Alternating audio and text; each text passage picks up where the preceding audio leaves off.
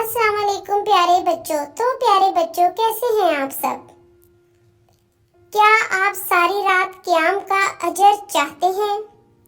آپ صلی اللہ علیہ وسلم نے فرمایا، جس نے عشاء کی نماز باجماعت ادا کی گویا اس نے آدھی رات کا قیام کیا، جس نے صبح کی نماز باجماعت ادا کی گویا اس نے ساری رات کا قیام کیا۔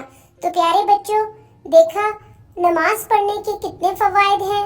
آپ بھی نماز کی پابندی ضرور کیا کریں بچوں۔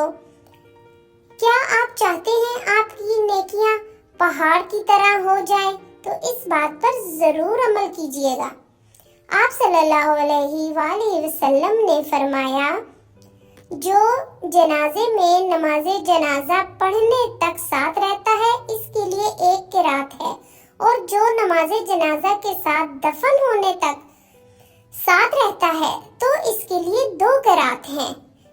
فرمایا یہ 2 قرات کیا ہیں؟ یہ 2 قرات دو پہاڑوں کے برابر کا ثواب ہے۔